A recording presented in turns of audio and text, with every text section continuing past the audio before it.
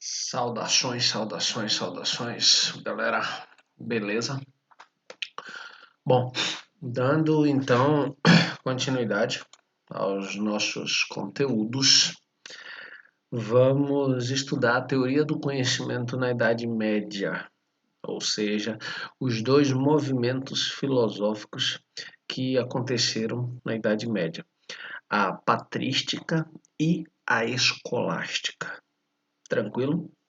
Bom, como vocês bem sabem, e a gente já discutiu antes, a teoria do conhecimento ou epistemologia é uma área da filosofia que estuda exatamente como os seres humanos produzem conhecimento, como a gente faz para gerar conhecimento. E a gente estudou na aula passada os antigos, os chamados clássicos, Sócrates, Platão e Aristóteles, e vimos suas contribuições acerca da teoria do conhecimento na Antiguidade Clássica. Hoje a gente vai estudar essa teoria do conhecimento na Idade Média, mas vocês vão perceber também que tanto Platão quanto Aristóteles continuam influenciando muito a produção filosófica da Idade Média. Daí a relevância de ter compreendido tanto Platão quanto Aristóteles para compreender essa filosofia medieval. Tranquilo? Então vamos nessa. Bom, um dos principais objetivos da filosofia medieval foi conciliar fé e razão.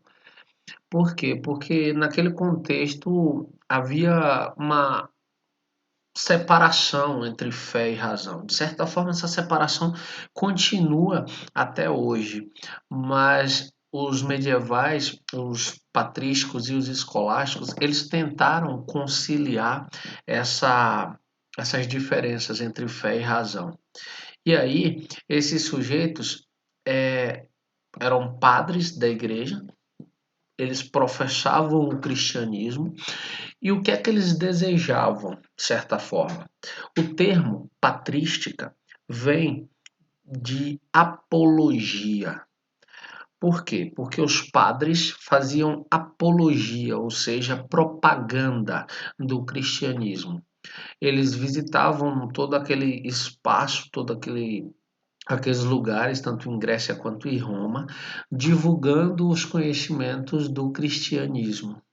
Mas vocês precisam se ater, precisam prestar atenção a um ponto muito importante desse contexto. A gente está falando de Grécia e de Roma, que são ainda sociedades politeístas. Acreditam em mais de um Deus, acreditam em diversas divindades. Então imagine quanto foi chocante, quanto foi diferente ouvir padres falando da existência de um único Deus. Então isso gera uma desconfiança muito grande no povo grego, no povo romano. E era preciso então identificar elementos que pudessem explicar essa fé em um único Deus que o cristianismo estava propondo, de forma que essas pessoas passassem então a abraçar essa nova fé como sua. E é exatamente o que os padres apologéticos, ou seja, os padres que fazem apologia, vão fazer. E para fazer isso, eles naturalmente voltam para as obras da filosofia grega, no intuito, ou seja, com o desejo de aproximar o, o que a filosofia grega produziu do que eles estavam tentando construir, que era uma ponte entre o pensamento pagão dos gregos e romanos e o pensamento que estava surgindo e se consolidando, que era o pensamento cristão. Daí, Santo Agostinho, que foi, sem sombra de dúvida, o nome mais destacado da patrística, ele vai dizer que é necessário crer para conhecer e conhecer para crer. Então, nessa relação de crer e de conhecer e crer, estava então alicerçada, estava posta a ideia do cristianismo. E aí, Agostinho de Hipona, que mais tarde vai se transformar, vai ser chamado de Santo Agostinho, ele não era cristão desde o princípio. Ele viveu durante muito tempo uma vida sem religião. Num dado momento, ele ouve um discurso de Santo Ambrósio e aí se converte ao cristianismo. Ao se converter ao cristianismo, ele se torna extremamente dedicado à causa cristã e vai então tomar conhecimento de um pensador grego, que era o Platão, através da obra, dos livros, dos pergaminhos de um autor neoplatônico, que é Plotino. Então ele passa, a partir das obras e dos comentários de Plotino, a conhecer a filosofia de Platão. E, na medida em que ele conhece a filosofia de Platão, ele passa então a desenvolver essa filosofia platônica sob o ponto de vista da religião, da igreja, do cristianismo. Mais tarde, Tomás de Aquino, que vai ser o pensador mais destacado da escolástica, que é o segundo movimento presente na Idade Medieval, na Idade Média, ele vai então se basear no pensamento de Aristóteles, que havia sido aluno de Platão. E qual o objetivo desse resgate da filosofia grega, tanto por Agostinho, quanto por Tomás de Aquino, quanto pelos padres e outros pensadores que, de certa forma, revisitaram esses pensamentos? Era simples, era ter um pensamento que fosse comum aos gregos e aos romanos, para dessa forma melhor contextualizar o conhecimento proposto pelo cristianismo e, com isso, converter com mais facilidades aqueles povos que antes eram pagãos. Ficou claro? Se não, anota no caderno a sua dúvida para a gente tirar na próxima live. Tranquilo? Então, cabe então aos dois pensadores, assim como coube a outros diversos, só que com menos importância, dar uma roupagem cristã às doutrinas filosóficas de Platão e Aristóteles, que por serem filósofos gregos e por terem morrido antes, bem antes do cristianismo existir, suas ideias precisavam agora ganhar uma roupagem religiosa, uma roupagem cristã, para que nascesse então o que a gente chama hoje de filosofia medieval. Então vamos adiante, eu vou explicar em detalhes cada um desses pontos. A patrística. Bom, os primeiros padres da igreja organizaram vários textos sobre a fé e a revelação cristã. Primeiro ponto que vocês precisam ter em mente. Os gregos, enquanto filósofos pagãos, eles desejavam encontrar a verdade e associavam o conceito de verdade à ideia de bem, do bem. Só que os filósofos medievais vão associar a ideia de verdade a algo superior, a algo transcendental, a algo que está além dessa nossa realidade. O que seria esse algo? Seria Deus. E Deus, como Deus é criador de tudo, Deus está acima dessa realidade, porque foi Ele quem criou essa realidade. As verdades absolutas seriam então criadas por Deus e reveladas ao homem, direta ou indiretamente. E era exatamente sobre essas verdades reveladas que os padres apologéticos faziam as suas apologias, faziam as suas divulgações. Por isso o termo patrística, porque vem de apologia. Esses textos, óbvio, tinham como proposta final evangelizar os pagãos, convertê-los à fé cristã. E aí, para que eles não se chocassem tanto, questionando o embate, o choque entre verdade revelada e verdade racional, os teóricos, os padres apologéticos disseram então que as duas verdades existem. Só que a verdade revelada é superior à verdade racional. Então, percebam que mesmo aqueles defensores da racionalidade humana poderiam dizer, bom, eles estão reconhecendo a existência da verdade. Então, eles não criaram discussões que não poderiam resolver. E aí, a patrística ela tem um impacto muito grande entre o século II e o século V depois de Cristo, ou seja, na nossa era cristã já. Logo, o nome mais destacado, que é Santo Agostinho, está pensando dentro desse contexto histórico. Tranquilo? Então vamos adiante. Mas Santo Agostinho, o que ele fez assim de tão extraordinário? Primeiro, Santo Agostinho é, sem sombra de dúvida, o principal representante da patrística. Ele era bispo da Igreja Católica e estudava e construía as teorias que respaldavam o conhecimento da filosofia medieval naquele contexto. Bom, quando a gente pensa dentro dessa lógica, a gente precisa dar uma recuada para a gente entender esse ponto. Eu não sei se vocês conhecem, mas eu me recordo de ter tocado no assunto com vocês. Vale a pena uma pesquisada, pausa o vídeo, vai lá dar uma pesquisada e lê. O livro de vocês tem alguns pontos que tocam nesse sentido.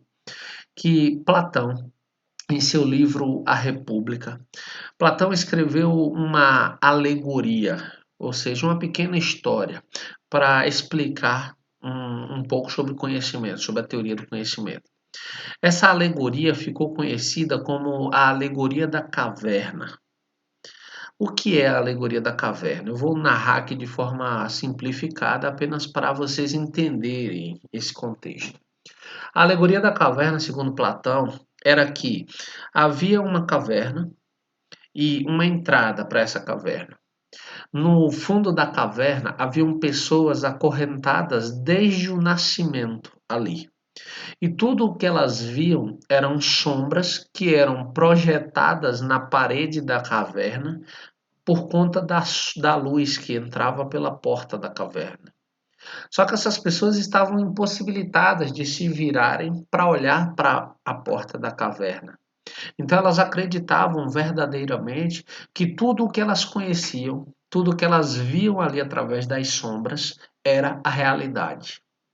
Um belo dia, um desses sujeitos consegue se desvencilhar, consegue se soltar das correntes e sai. Ao se caminhar, ao se dirigir, ao se encaminhar em direção à porta da caverna, ele fica temporariamente cego. Por quê? Porque quando a gente está no escuro e acende a luz, é natural que a gente não consiga enxergar com clareza. Na medida em que a capacidade de ver vai retornando, ele começa a ver que existe uma árvore de verdade. E o que ele via lá nas sombras era apenas uma reprodução, uma cópia, uma imagem falsa daquela árvore. Ele descobre que os pássaros que voavam e apareciam na sombra na parede eram cópias dos pássaros reais. E aí ele fica encantado com esse mundo que ele descobre e ele volta para a caverna. Ele volta para a caverna para contar para os outros, para que os outros saiam e também possam contemplar essa verdade. Mas ao contar, todos os outros dizem que ele está louco e aí o matam. Eu estou resumindo aqui para vocês entenderem. Para Platão, esse cara que sai da caverna encontra o sol. Para Platão, o sol seria a representação do bem maior, o bem que ilumina o conhecimento e dá a esse cara, que Platão vai chamar de filósofo, o poder de voltar para convencer a humanidade, representada por aqueles que ainda estão na caverna, de que existe um mundo para além daquelas ilusões. Bom, esse sol que Platão chama de bem, no pensamento de Santo Agostinho é representado por Deus. Deus é esse sol que ilumina a humanidade com sua sabedoria, com sua onipotência, gaguejei. Onipotência, onisciência e onipresença. Então, Deus é a representação desse sol, que está como sol no pensamento de Platão, mas que no pensamento de Santo Agostinho é Deus. Logo, o homem é capaz de pensar, mas é necessário que Deus ilumine a sua mente para que ele enxergue a verdade. Olha como essa fala ela é poderosa.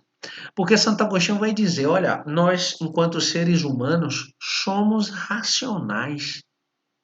Nós temos a capacidade de pensar, mas todo o pensamento que nós temos, todas as ideias geniais que nós temos, são revelações feitas por Deus através do Espírito Santo.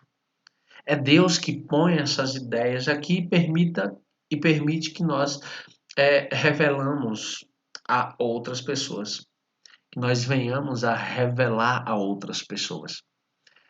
Tá claro até aqui? Tranquilo? Então vamos adiante. Logo, para Santo Agostinho, essas verdades são eternas e imutáveis. Por que elas são eternas e imutáveis? Porque Deus é eterno e imutável. E como as verdades se originam dele, logo essas verdades só poderiam ser como ele. Ok? Logo, para Santo Agostinho, havia o conhecimento sensível, que é esse conhecimento que nós acessamos através dos cinco sentidos, tato, paladar, olfato, audição, visão, e o pensamento lógico. Que pensamento lógico é esse? O pensamento que nós alcançamos através da razão. Sabe quando alguém diz para você, usa o seguinte argumento, isso é lógico, porque isso é capaz de ser pensado, isso é capaz de ser explicado racionalmente. E ele dizia que para explicar Deus racionalmente basta ter fé. Tranquilo? Então, vamos adiante. A escolástica. A escolástica é o segundo movimento que tem destaque na filosofia medieval. A partir do século IX, surgiram várias escolas que cultivavam o saber filosófico e teológico. Ou seja, da mesma forma que num primeiro momento os padres eram responsáveis por espalhar a palavra, num segundo momento, onde a gente tem uma Idade Média povoada de analfabetos, o índice de analfabetismo era gigantesco. Pouquíssimas pessoas na Europa Ocidental sabiam ler e escrever na Idade Média. Os conventos, a igreja, era um reduto, era um lugar onde as pessoas aprendiam a ler e a escrever. Logo, era a igreja quem produzia o conhecimento escrito. Então, era lá, nos espaços da igreja e nas escolas da igreja, que havia toda uma discussão e um aprofundamento do conhecimento filosófico e do conhecimento teológico. O que é o conhecimento teológico, Theo? Theo, do grego, significa Deus. Logia, do grego, significa estudo. Logo, teologia é o estudo de Deus. Então, era dentro desses espaços religiosos que acontecia o estudo da filosofia e o estudo de Deus. Tranquilo? Nesse movimento, que é a escolástica, o principal nome entre os diversos pensadores que existiram é, sem sombra de dúvida, Santo Tomás de Aquino. Tomás de Aquino, ele vai então pegar um outro pensador grego para inspirá-lo. Esse outro pensador grego é Aristóteles. Deu um branco temporário aqui. Aristóteles. E o que é que Tomás de Aquino vai fazer? Vai pegar o pensamento de Aristóteles e dar uma roupagem cristã para esse conhecimento.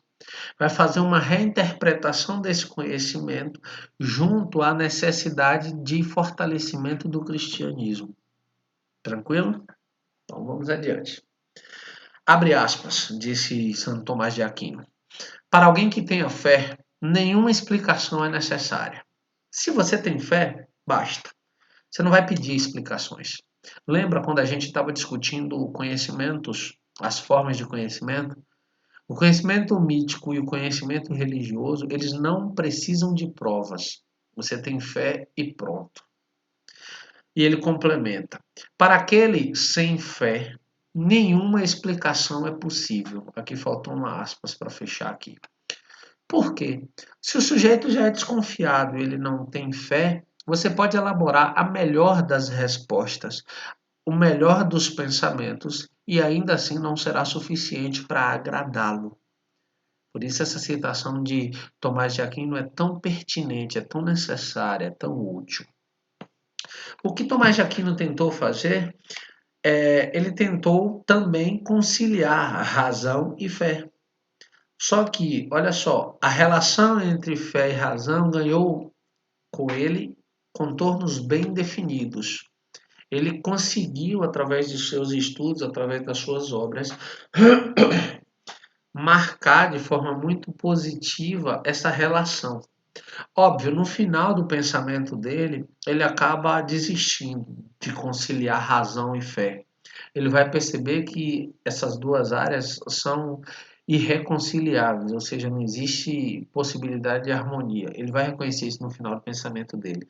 Mas até esse momento aqui, ele havia contribuído muito para essa relação entre fé e razão. Tranquilo? Vamos adiante. Escolástica e patrística, mesmo propósito. Que propósito era esse? Questão de prova. Conciliar razão e fé. Tranquilo? Tanto a filosofia quanto a teologia buscam a mesma coisa. Que coisa é essa? A verdade. Na concepção, ou seja, na ideia desses pensadores, qual era mais importante? A teologia ou a filosofia? Pensa aí. Exatamente isso, a teologia. Eles consideravam a teologia por quê? Porque a teologia era o estudo de Deus. A filosofia estava ali um pouco abaixo nessa hierarquia. Tranquilo? Adiante. Então, como é que a gente vai lidar com toda essa questão? A gente vai perceber que toda essa filosofia medieval vai, então, buscar estabelecer regras claras para compreender como fé e razão podem trabalhar juntas para fortalecer essa ideia que o cristianismo está tentando propagar, essa ideia que o cristianismo está tentando divulgar. Tranquilo? Dúvidas ou questionamentos? Anota no caderno que a gente vai tirá-las. Tranquilo? Na próxima aula a gente vai ter prova dia 16. Ainda essa semana, então amanhã provavelmente eu disponibilizo para vocês os conteúdos que eu vou cobrar na prova. Tudo bem? No mais, respondam as atividades desse capítulo e se ficar alguma dúvida, deixa no caderno que na próxima aula, próxima live, eu esclareço. No mais, um forte abraço para vocês e tchau, tchau.